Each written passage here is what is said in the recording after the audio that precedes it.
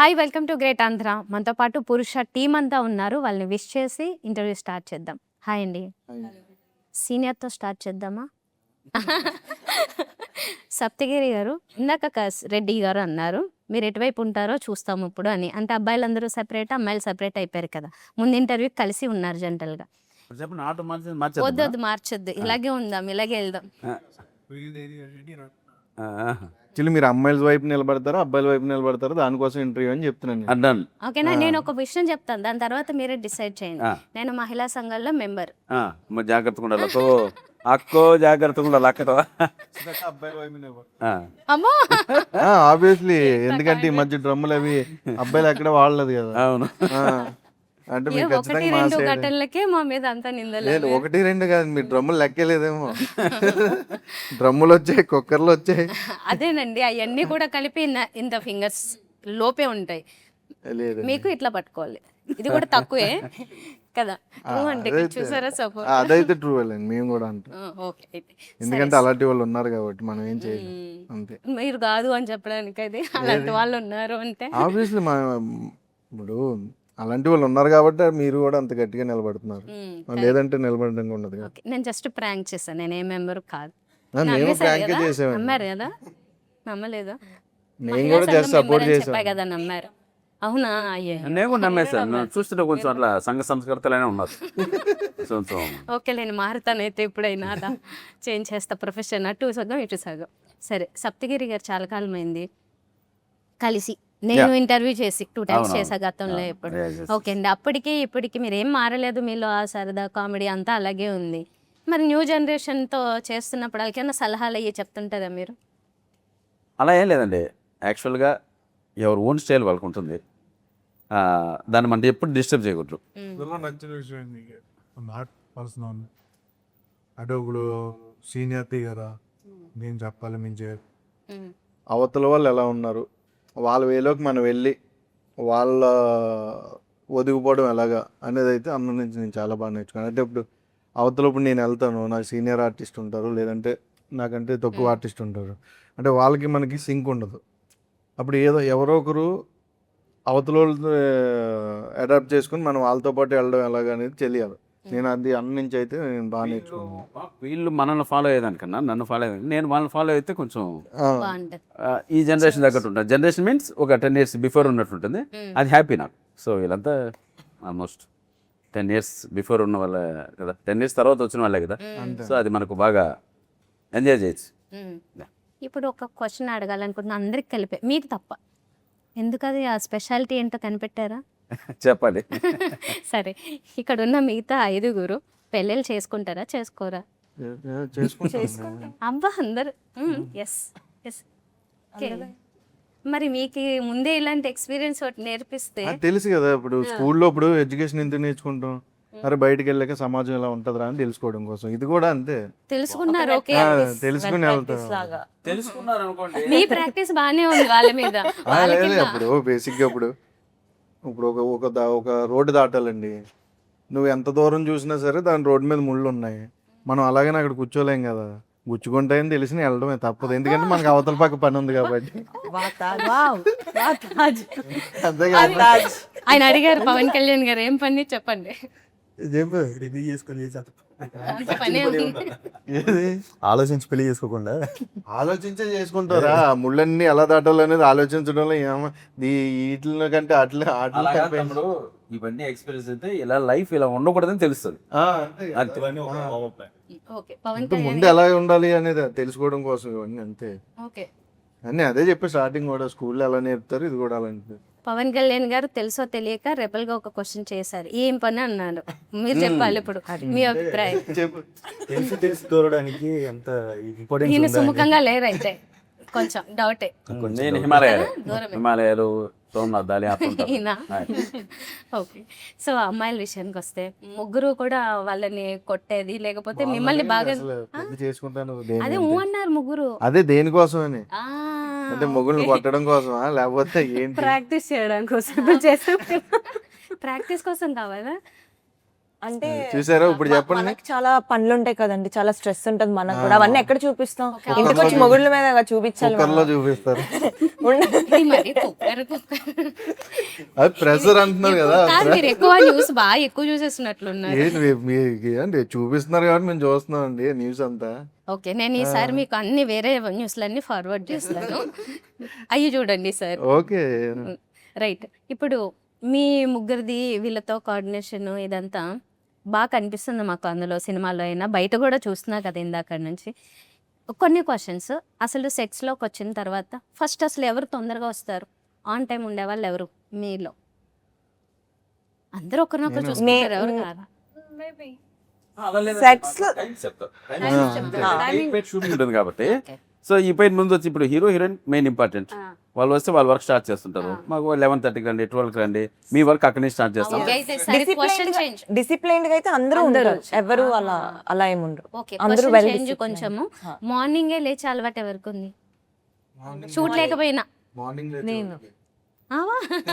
Morning లేస్తామండి, everyday morning లేస్తాం. అమ్మో, అయితే మీరు అందరూ 11 కదా. మార్నింగ్ కాలేజ్కి వెళ్తాను నేను, సో మార్నింగ్ లేస్తాను.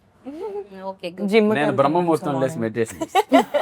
మళ్ళీ పడుకొని 12కి లేస్తాను. Serious madam, joke promise. నేను ప్రతిరోజు బ్రహ్మముహూర్తం లేచి ఒక హాఫ్ అన్ అవర్ మెడిటేషన్ చేసి ఆ తర్వాత షూటింగ్స్ ఉంటే మళ్ళీ పడుకొని మళ్ళీ వెళ్తాం. ఇది నిజం, జోక్గా. ఓకే, నమ్మేది. అవును, రైట్. అయితే మళ్ళీ షూట్స్లో ఖాళీ దొరికితే ఫుడ్ తిందాము అనుకునే వాళ్ళు ఎవరు? మీరేం కనిపించట్లేదు అసలు. నాకు ఇప్పుడు ఆకలేస్తుంది, ఇప్పుడు ఆలోచిస్తున్నాను లంచ్ లో ఏం పెడతారు అనేసి. నాకు ఇష్టం ఐఎమ్ ఫుడ్, తింటా బాగా. ఓకే, అందుకేనా డైరెక్టర్ గారు కూడా ఒక వీడియో చేశారు, అది ఆయన మనసులో మాటలాగుంది. నేనేమో కష్టపడుతుంటే మీరు ఎట్లా తింటున్నారు అని. నిజంగా చూసే ఉంటారు, అది ఏదో సంథింగ్ వీళ్ళు చూస్తున్నారుగా మరి, షూట్ అప్పటి నుంచి చూస్తున్నారు సార్. So right. ఓకే, సరే. డైరెక్టర్ గారు పర్సనల్గా మిమ్మల్ని ఎవరో ఒకరిన అలా పర్సనల్గా కలుస్తూ ఉంటారు, ఏవో చెప్తుంటారు, నువ్వు బాగా చేస్తున్నావు ఇలాగా అలా అని. మీకు ఒకరికొకరు తెలియకుండా ఇచ్చిన కాంప్లిమెంట్స్ ఏమైనా ఉన్నాయా? అర్థం కాలే అంటే. డైరెక్టర్ గారు అందరిలో వేరేగా చెప్తారు, సెపరేట్గా చెప్పినప్పుడు ఏదైనా మంచి కాంప్లిమెంట్ అలా ఏం చెప్పు, మా ముందే చెప్పేస్తాను, మా ముందే చెప్తారు, బాగానే చెప్తారు. ముగ్గురు ముందే చెప్పేస్తాను. క్వశ్చన్ ఎటువైపు అయితే వాళ్ళతో మాట్లాడరు. చెప్పకూడదు కదా. ఓకే, కొన్ని పవన్ ఉంటాయి కదా, కళ్యాణ్ ఎవరి కష్టాలు వాళ్ళకు ఉంటాయి. డైరెక్టర్ అంటే ఇప్పుడు నేను అనుకుని నన్ను ఒక్కరినే హ్యాండిల్ చేసుకోవాలి. డైరెక్టర్ అలా కాదు కదా, ఉన్న వాళ్ళందరినీ హ్యాండిల్ చేయాలి. ఆ హ్యాండిల్ చేసే లోపు ఎక్కడో దిక్కున ఒక హ్యాండ్ నొప్పి పడుతుంది, చెప్పుకుంటాడు ఆయన. సప్తగిరి గారు, మీరు ఎంతమందితో వర్క్ చేస్తారు? ఈ డైరెక్టర్ గురించి స్పెషల్ ఏంటి అంటే, ఈ సినిమా గురించి స్పెషల్ ఏంటి అంటే ఏం చెప్తారు? ఈ రోజుల సినిమా డిపెండ్ అయినదే డైరెక్టర్ల పైన, ఆర్టిస్టుల పైన డిపెండ్ అయ్యలేదు. ఆ ఆర్టిస్ట్ ఉన్నారు, ఈ ఆర్టిస్ట్ ఉన్నారు అని వచ్చే పొజిషన్ అయితే ఈరోజు లేదు. ఎందుకంటే మేము చాలా సినిమాల్లో కనిపించుంటాం కాబట్టి. డైరెక్టర్ కన్నా ఒక కొత్త నరేషన్ ఇవ్వగలిగి, స్క్రీన్ ప్రెజెన్స్ కన్నా ఫ్రెష్గా చేయగలిగి, ఆ డైరెక్టరు చాలా బాగా చేశారా అని డైరెక్టర్కి పేరు వస్తే జనాల లోపలికి వచ్చే పరిస్థితిలో ఉంది. సో ఈ ఆర్టిస్ట్ ఉన్నారు, ఆర్టిస్ట్ వచ్చే పరిస్థితి లేదు. సో ఆ కోవలో ఎక్స్పీరియన్స్డ్ కో డైరెక్టర్, మంచి హిట్ సినిమాలు చేశారు. సో ఆయనకంటూ ఈ సినిమా పైన ఒక విజన్ ఉంది. అంటే ఒక స్టోరీ బోర్డ్తో స్పాట్కి వచ్చారు. సప్తగిరి అన్న ఇంతకుముందు ఇలా చేశారు, నా సినిమాలో ఇలా కనపడకూడదు అని నన్ను ఒక మీటర్లో పెట్టారు. సో కొత్త హీరో, అతని ఎక్స్పీరియన్స్లు సత్యానంద్ గారి దగ్గర తీసుకున్నారు. అయినా కూడా ఆన్ స్పాట్లో అతనికి ఎన్నో ఉంటాయి డౌట్లు, వాటిని క్లియర్ చేయాలి. సో కసిరెడ్డి ఈ జనరేషన్కి ఒక మంచి కమెడియన్. సో ఈ మూడింటిని బ్యాలెన్స్ చేస్తూ చేయాలి అంటే మాత్రం డెఫినెట్గా ఆయనకు ఒక పర్ఫెక్ట్ విజన్ ఉండాలి. సో ఆ విజన్ ప్రకారం మమ్మల్ని తీసుకెళ్లారు. సో మేము యావిడ్లో చూసినప్పుడు కూడా మాకు చాలా బాగా అనిపించింది, ఓ ఇలా చేయించారు అనేది. ఇంకా వీరాలు అంటే ఆయనకు క్లారిటీ ఉంది సినిమా పైన, ఆ క్లారిటీయే మనకు 22 కనపడుతుంది. చూడాలి ఇంకా ప్రజలు మమ్మల్ని బ్లెస్ చేసేదాన్ని బట్టి. So hats off to director. అంటే నేను అనుకోవడం ఏంటంటే ఆ వీరు ఒలవల అనే పేరు 10 సంవత్సరాలు వినపడేలా ఆయన కష్టపడ్డాడు అనుకుంటున్నాను. ఇంకా దేవుడి దయ. ఓకే, అంటే ఒక సినిమాతో వెళ్ళిపోకుండా ఒక 10 సినిమాలు తీసే విధంగా కష్టపడ్డాడు. సో ఆయన విజన్ని మనం అందరం ఎంకరేజ్ చేసాం. సో ఇంకా రిజల్ట్ మన చేతిలో లేదు, చూద్దాం. ఓకే. సో మీరు చెప్పిన దానికి ఎందుకో మీరే మళ్ళీ నాకు కొంచెం కాంట్రడిక్ట్ అయినట్లు అనిపించింది. మీరే చెప్పారు ఈ మధ్య కాలంలో ఒక దాంట్లో, నన్ను చూసి అంటే మీరు ఎందుకు సినిమాలు ఇలా ఎక్కువ చేయట్లేదు, కొంచెం తగ్గించారు అది అంటే, నాకు తగ్గట్టుగా కొంచెం క్యారెక్టర్ రాస్తే చెయ్యాలని ఉందన్నట్లు చెప్పారు మీరు. అంటే రెగ్యులర్ క్యారెక్టర్ కాకుండా. మరి డైరెక్టర్ మీదే అంతా ఉన్నప్పుడు మిమ్మల్ని చూసి ఒక సినిమా రాయాలి అంటే రెండు కొంచెం ఆపోజిట్ గా ఉన్నాయి. ఇప్పుడు రాశారు కదా, ఇప్పుడు ఆయన ఇది సప్తగిరి అనే వ్యక్తి ఇన్నాళ్ళు ఇలా హైపర్ యాక్టివ్గా ఇలా ఉంటారు, ఇలా చేశారు అనేది. అన్న నాకు ఈ సినిమాలో సెటిల్డ్ కావాలి అన్నారు. బ్రదర్ మీరు ఏం చెప్తే అది చేస్తా, మీరు ఏ మీటర్లో చేయమంటే అది చేస్తా. నేను కూడా లిటరల్లీ వెయిటింగ్, అలా ఏమైనా నాకు దొరికింది అనుకోండి, కమెడియన్గా కాకుండా క్యారెక్టర్ ఆర్టిస్ట్ కూడా మా జర్నీ స్టార్ట్ అవుతుంది అని నేను చెప్పాను. అన్న ఈ సినిమా దానికి చేద్దాం, నాకు మీరు అలా చేస్తానంటే నాకు సహకరించాను, కంప్లీట్ మీకు Neel down brother definitely will do అని చెప్పాను. అదే చేపించారు. ఇప్పుడు నేను కూడా లిటిల్ వెయిటింగ్ అదేమన్నా ఆయన రోజు చెప్తున్నారు, అన్న నేనేమనుకున్నా నాకు చేశానని చెప్తున్నారు. సో ఆ చేంజే కావాలి నాకు కూడా. అంటే మేము కూడా వచ్చి 15 years అయిపోయిందండి, చెయ్యని కామెడీ సినిమాలు లేవు, మనం చూసి అన్నీ చేసాం. సో మాకు కూడా చేంజ్ ఓవర్ కోరుకుంటున్నాం కదా, అది ఇండస్ట్రీకి వెళ్తుందని అంతే. Okay, right. ఇప్పుడున్న సిచ్యువేషన్ అంటే సోషల్ మీడియా అంతా కూడా బాగా రీల్స్ చూసేది ఇదే ఎక్కువ. మీరు ఎలాగో అందులో యాక్టివ్గా ఉన్నారు, కానీ సినిమాకి సంబంధించి చెయ్యాలి అని మీకు ఎప్పుడు స్టార్ట్ అయింది? అది సినిమా గురించి చేద్దాం మనం, ఇక్కడ పర్సనల్గా ఎలాగో చేసుకుంటారు, కానీ సినిమానే మెయిన్గా చేసుకుని రీల్స్ క్రియేట్ చేద్దామని ఎవరి ఐడియా నిజంగా?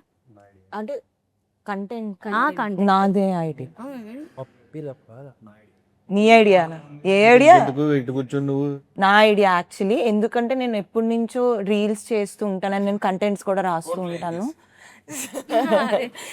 సో ఇక్కడ కూడా నువ్వు డామినేట్ చేయకపోతే కష్టం.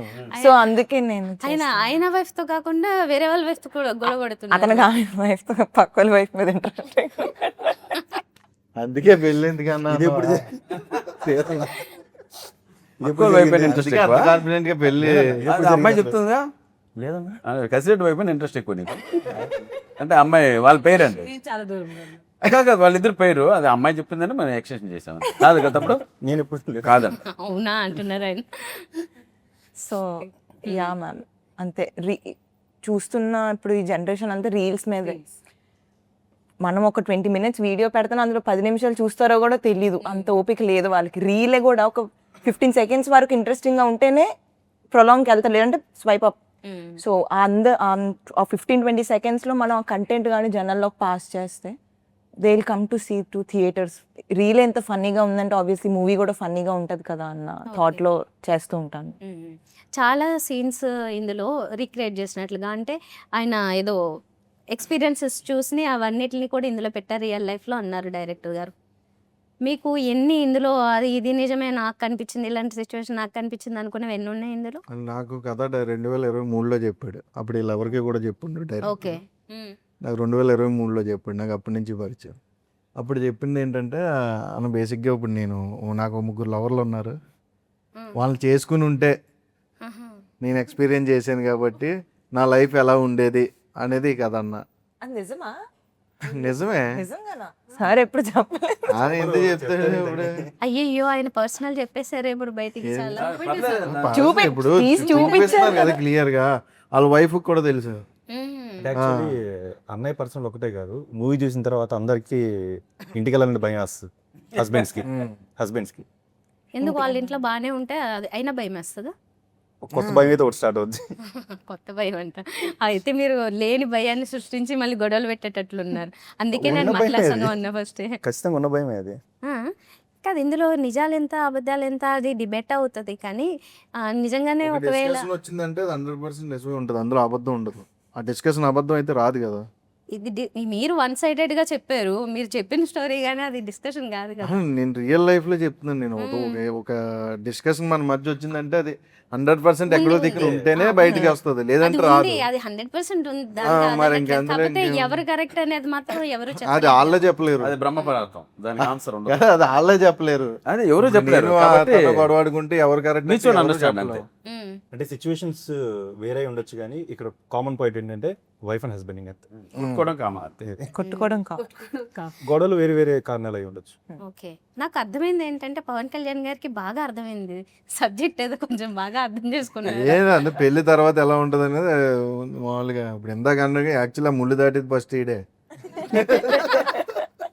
నిజమే, ముళ్ళు దాటుతారా ఫస్ట్? ఫస్ట్ ఆడే దాడుతాడు. అసలు ఏముంది అన్న అంత గట్టి కాన్ఫిడెంట్ గా చెప్పి చూడాలి.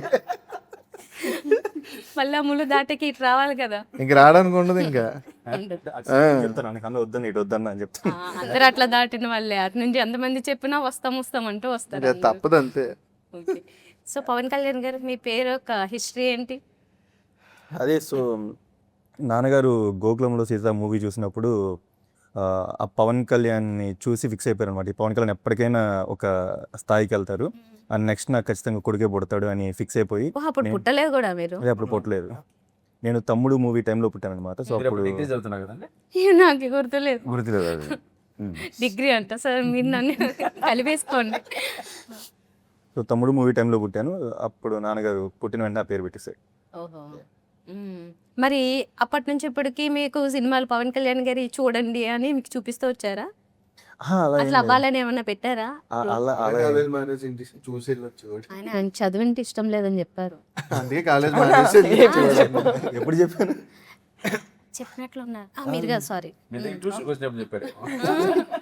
మీ దగ్గర ట్యూషన్కి వచ్చాడు కదా మీరు డిగ్రీ చదువుతున్నప్పుడు. సరే, ఓకే, బాగా చెప్పండి చెప్పండి. చాలా బాగా చదువుతాను. చదువుతారా? ఏమి కంప్లీట్ చేశారు? బీటెక్. ఎంత పర్సెంట్ తమ్ముడు? అవన్నీ ఎందుకులేండి ఇప్పుడు. ఓకే. సో ఓకే, మరి మీ ఫాదర్ ఇన్స్పైర్ అయ్యారు, ఓకే, మీరు ఎంత ఇన్స్పైర్ అయ్యారని నా క్వశ్చన్ అనమాట పవన్ కళ్యాణ్ గారిని చూసి. అంటే ఇన్స్పిరేషన్ అంటే అంటే పర్సనల్గా కానీ సో అంటే తనకున్న క్యారెక్టర్కి వాటికి బాగా ఇన్స్పైర్ అవుతుంది. ఓకే, మరి ఇప్పుడు పాలిటిక్స్, ఇప్పుడు ఆయన్ని చూసి మీరు హీరో అయ్యారు, తర్వాత లేదండి. డిపెండ్స్ ఆన్ సిచ్యువేషన్స్ అయితే అంతే.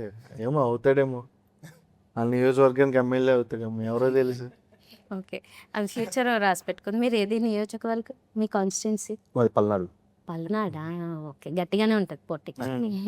By bye. సరే, okay. So coming to girls, మీకు ఇలాంటి ఎవరో ఒకరిని మీరు వైఫ్ అండ్ హస్బెండ్ని చూసే ఉంటారు. మర్చిపోలేని ఎక్స్పీరియన్స్ ఎవరితోనన్నా ఉందా? చూసారు ఎవరినన్నా ఇలా గొడవ పడే వాళ్ళని, బాగా మళ్ళీ కలుసుకునే వాళ్ళని, గొడవ పడే వాళ్ళు కలుసుకునే వాళ్ళు? ఇంట్లో కొట్టుకుంటారు కదా మా అమ్మ నాన్నలు, చూసే పెరిగాము చిన్నప్పటి నుంచి. ఓకే, అమ్మా నాన్నలది వేరేగా ఉంటుంది, బయట వాళ్ళని చూస్తే వేరేగా అనిపిస్తుంది. బయట వాళ్ళు చూస్తే చాలా ఫన్గా ఉంటుంది. ఫన్ ఉంటుందా? ఓ, ఓకే. మీకేం లేదా ఎవరైనా చూసిన ఎక్స్పీరియన్స్? లేదా? చూడదు ఎందుకని? అంతే. ఎప్పుడు జానంలో ధ్యానంలో అంటే ఫోన్లో ఉంటారా? నిజంగానే దిక్కులు చెప్పు, ఏంటి మామూలు వరకు చెప్పండి, ఏంటి ఏ పోల్లో ఆయన అంటున్న ధ్యానం ఏంటి? స్పిరిట్. స్పిరిచువల్. ఓకే, మరి రాయాంచ? తనకి చదువుకున్నప్పటికే టైం సరిపోతుంది. స్పిరిట్ ఉంటుంది. ఏ స్పిరిట్? ఓహ్, ఆ స్పిరిటా? Okay, okay, right. చూడండి, మన ముగ్గురు తెలుగు అమ్మాయిలు. ఆ అమ్మాయి ఫ్రమ్ బాంబే నుంచి వచ్చి నేను చక్కగా తెలుగు మాట్లాడుతుంది. సో ఈ అమ్మాయి తెలుగు అమ్మాయి, ఆ అమ్మాయి తెలుగు అమ్మాయి. మన తెలుగు అమ్మాయిని బాగా ఎంకరేజ్ చేద్దాం. సో డైరెక్టర్ గారి ఇంటెన్స్ కూడా అదే, తెలుగు అమ్మాయిలు కావాలి, తెలుగు నేర్చుకున్న తెలుగు తెలిసిన వాళ్ళు ఉంటే కరెక్ట్గా సీన్ని ఎక్స్ప్లోర్ చేస్తారని వాళ్ళని సెలెక్ట్ చేసి పెట్టుకున్నారు. సో డెఫినెట్గా సినిమా చూసిన తర్వాత 3 మెంబర్స్ డెఫినెట్గా డామినేట్ చేస్తారు, యాక్టింగ్ వైజ్ కావచ్చు, ప్రతిదీ. సో మాకు అది హ్యాపీ. సో తెలుగు అమ్మాయిలు యాక్ట్ చేయడం వల్ల మేము కూడా డైరెక్టర్ కావాలని మరి తెచ్చుకోవాలి.